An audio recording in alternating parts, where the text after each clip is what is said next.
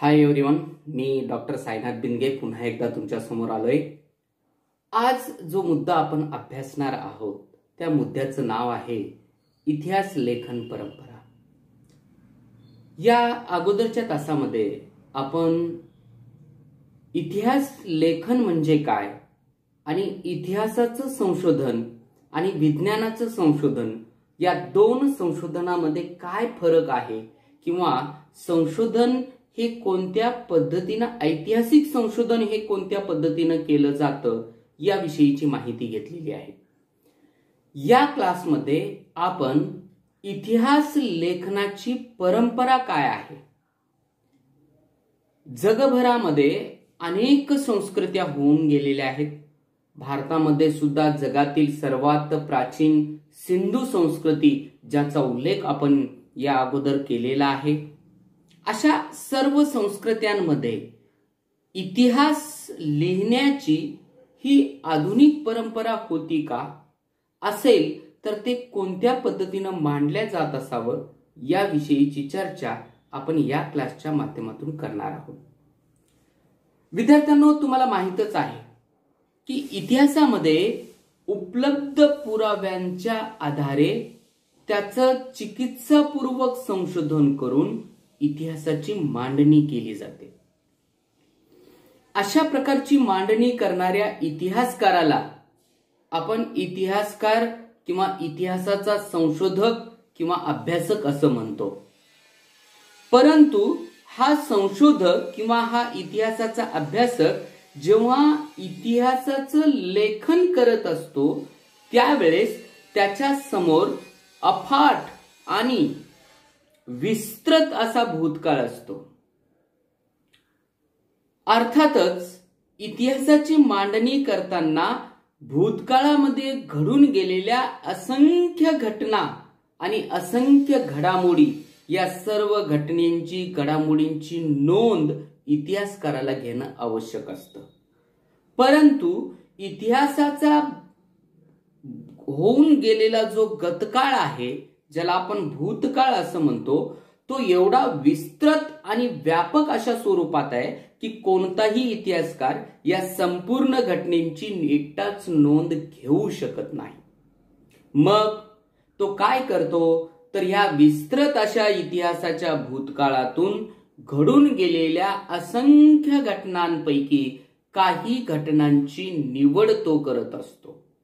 ज्यावेळेस तो एखाद्या घटनेची निवड करतो त्यावेळेस तो विषय म्हणजे इतिहासकाराला कोणता विषय, कोणती घटना वाचकांपर्यंत पोहोचवायची आहे किंवा अभ्यासकांपर्यंत पोहोचवायची आहे त्यावर त्या घटनांची निवड अवलंबून असते। एखाद्या इतिहासकाराची लेखन शैली म्हणजेच त्याची इतिहास लिहिण्याची जी काही कला आहे, ही कला त्यानं निवडलेली घटना आणि त्या घटनेचं विश्लेषण करत असताना त्यानं वापरलेला वैचारिक दृष्टिकोन ह्या दोन गोष्टीवर अवलंबून असतो। एक, इतिहासकारानं इतिहासाची मांडणी करण्यासाठी निवडलेली घटना कोणती आहे, आणि दोन, ती घटना किंवा तो प्रसंग मांडत असताना इतिहासकारानं वापरलेला वैचारिक दृष्टिकोन कोणता आहे। या दोन गोष्टींवर त्या इतिहासकाराच्या इतिहास लिहिण्याची जी काही शैली आहे ती शैली निश्चित होत असते आणि त्या शैलीलाच इतिहास लेखन शैली असं म्हणतात। विद्यार्थ्यांनो, तुम्हाला माहीतच असेल जगभरामध्ये अनेक संस्कृत्या होऊन गेलेल्या आहेत। भारतामध्ये सुद्धा अति प्राचीन काळापासून अनेक संस्कृत्या इथं नांदलेल्या आहेत। मग ती सिंधू संस्कृती असेल, त्यानंतर आलेली वैदिक संस्कृती असेल आणि त्यानंतर जगामध्ये असलेल्या अनेक संस्कृत्यांचा अभ्यास असेल।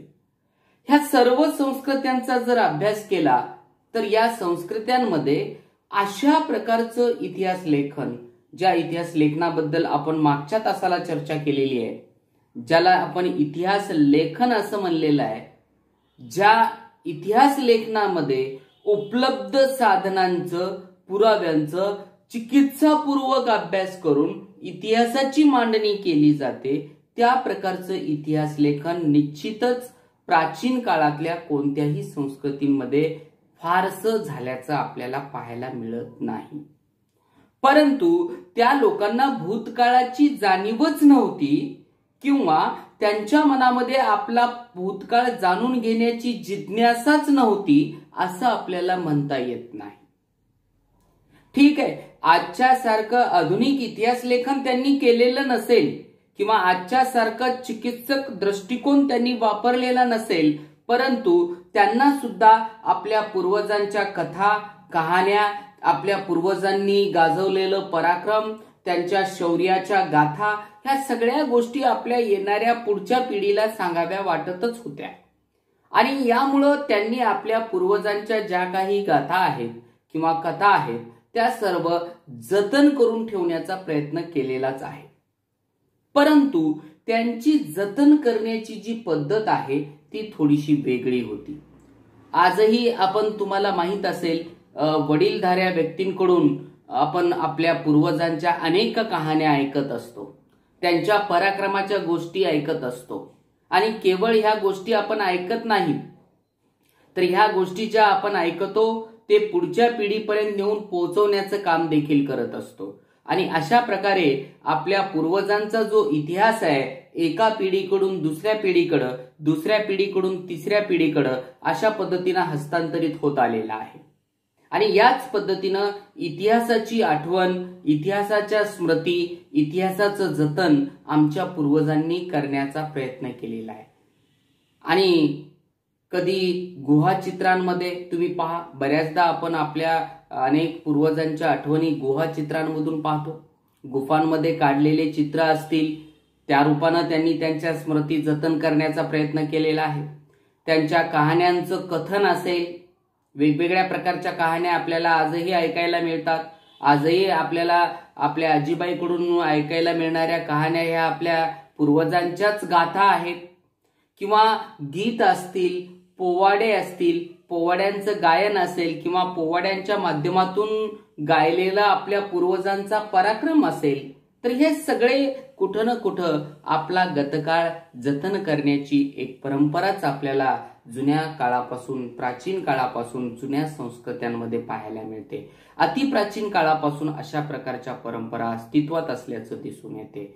आधुनिक इतिहास लेखनात त्या परंपरांचा साधनांच्या स्वरूपातच उपयोग केला जातो, कारण त्यांचा गतकाळ जाणून घेण्यासाठी त्याशिवाय वेगळा पुरावा आपल्याकडे उपलब्ध नाही.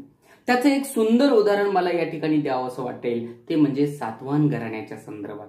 सातवाहन घराण्याबद्दल बरंच काही सांगितल्या जाते. सातवाहन घराण्याची जी राजधानी आहे पैठण, प्रतिष्ठान आपण ज्याला म्हणतो, हे आज म्हणजे हे त्या काळातलं महाराष्ट्रातलं एक सगळ्यात गजबजलेलं शहर होतं.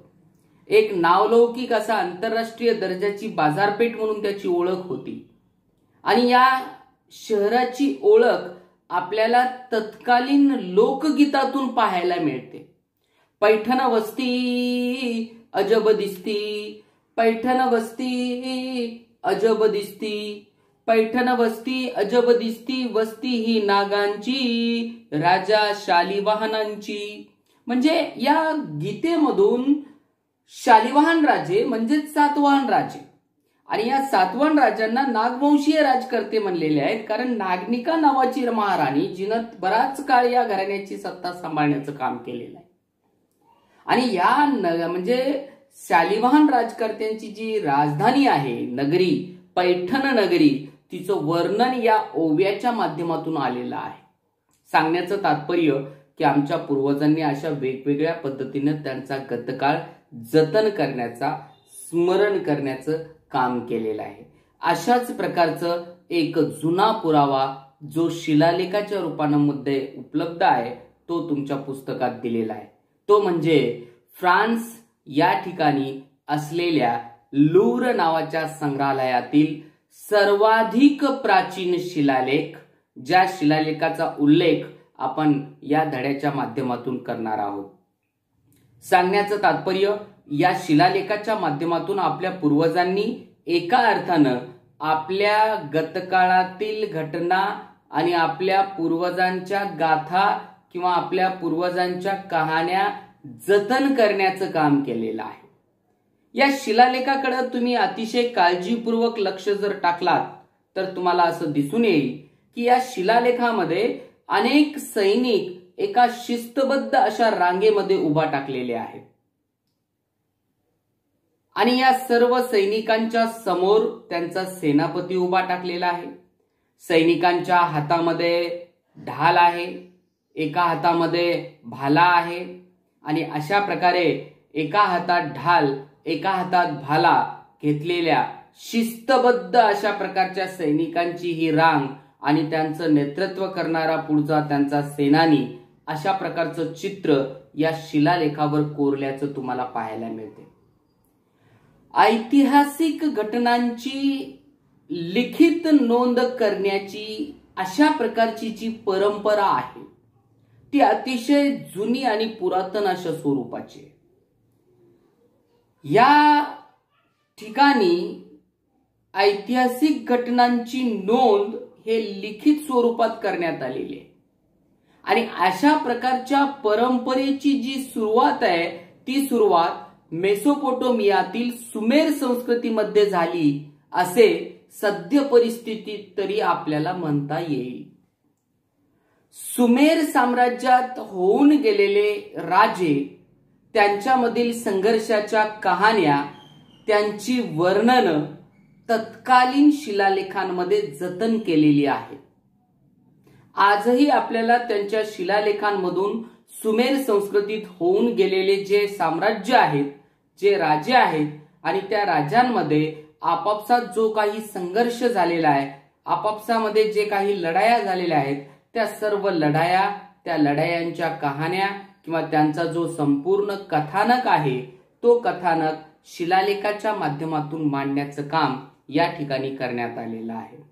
अशाच प्रकारचा एक शिलालेख आणि त्यातील सर्वात प्राचीन म्हणजेच सर्वाधिक प्राचीन शिलालेख म्हणजे सुमारे 4500 वर्षापूर्वी सुमेरमधील 2 राज्यांमध्ये झालेल्या युद्धाची नोंद करणारा शिलालेख आहे।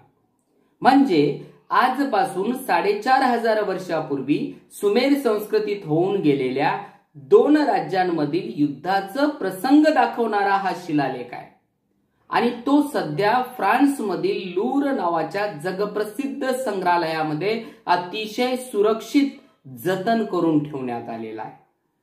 सांगण्याचं तात्पर्य थोडक्यात असं आहे की आजपूर्व 4500 वर्षापासून आमच्या पूर्वजांनी वेगवेगळ्या माध्यमानं, वेगवेगळ्या पद्धतीनं आपल्या पूर्वजांच्या आठवणी, त्यांच्या पराक्रमाच्या गाथा, त्यांच्या शौर्याच्या गाथा जतन करण्याचं काम नक्कीच केलेलं आहे। एका अर्थानं ती त्यांची इतिहास मांडण्याची परंपराच होती असं आपल्याला म्हणावं लागेल। परंतु ज्याला आपण आधुनिक इतिहास लेखन असं म्हणतो, ज्याला आपण शास्त्रशुद्ध इतिहास लेखन असं म्हणतो, ज्या शास्त्रशुद्ध इतिहास लेखनाच्या पद्धती आपण मागच्या तासाला अभ्यासलेल्या आहेत, त्या पद्धतींचा जर आपण विचार केला तर तुम्हाला लक्षात येईल की त्या प्रकारचं इतिहास लेखन नक्कीच आमच्या पूर्वजांनी केलेलं नव्हतं, परंतु त्यांनी त्यांच्या पद्धतीनं आपला जो गतकाळ आहे तो जतन करून ठेवण्याचा प्रयत्न मात्र केल्याचं या ठिकाणी आपल्याला दिसून येते।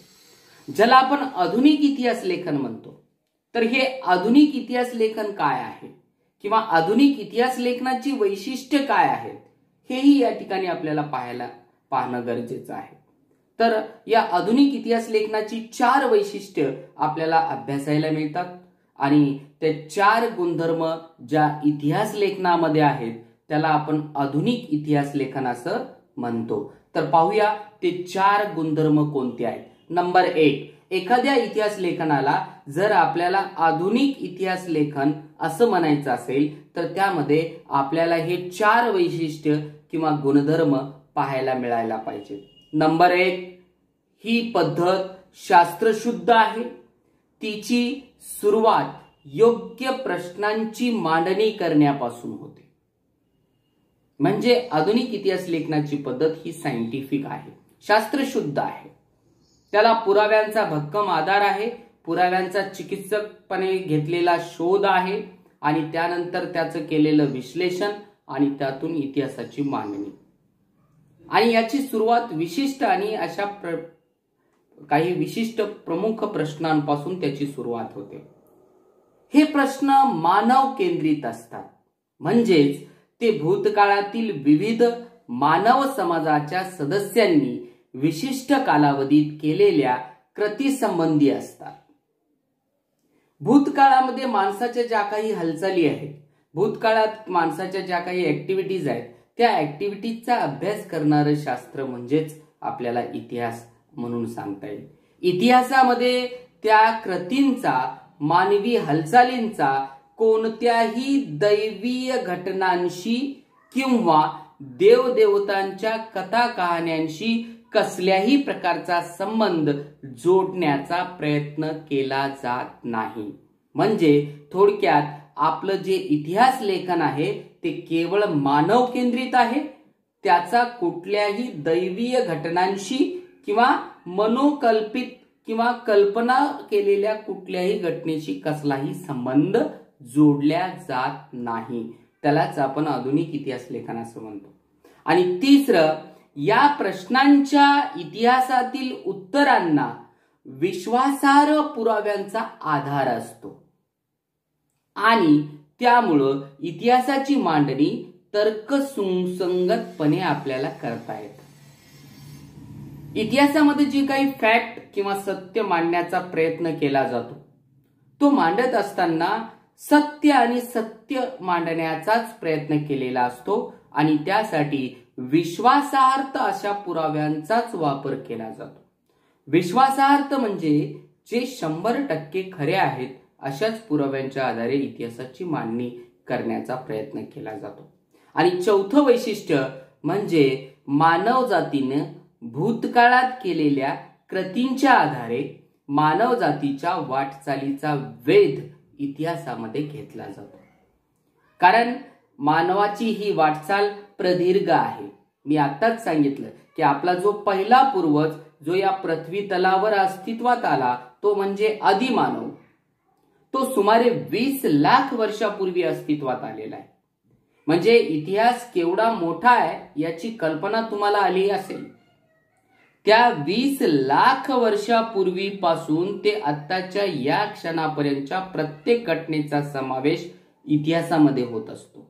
आणि एवढ्या प्रदीर्घ कालखंडाचा अभ्यास करणं सहज शक्य नसतं. म्हणून इतिहासकार या प्रदीर्घ कालखंडातील असंख्य घटनांपैकी एखाद्या घटनेची निवड करत असतो आणि त्या घटनेच्या संदर्भात जे काही समस्या किंवा प्रश्न निर्माण झालेले आहेत त्या प्रश्नांना उत्तर शोधण्यासाठी विश्वासार्ह अशा पुराव्यांचा शोध घेत असतो आणि मग त्याचं विश्लेषणात्मक अभ्यास करून तो इतिहासाची मांडणी करत असतो. मग खरोखरच अशा प्रकारचं शास्त्रशुद्ध इतिहास लेखन आमच्या पूर्वजांनी केलंय का?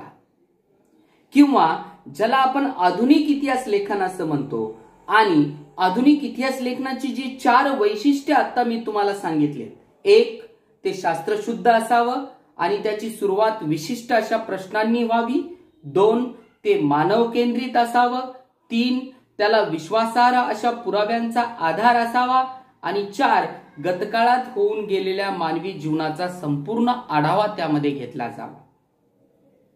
हे जे 4 वैशिष्ट्य मी तुम्हाला सांगितलेत, खरोखरच अशा प्रकारचं इतिहास लेखन प्राचीन काळामध्ये झालं का?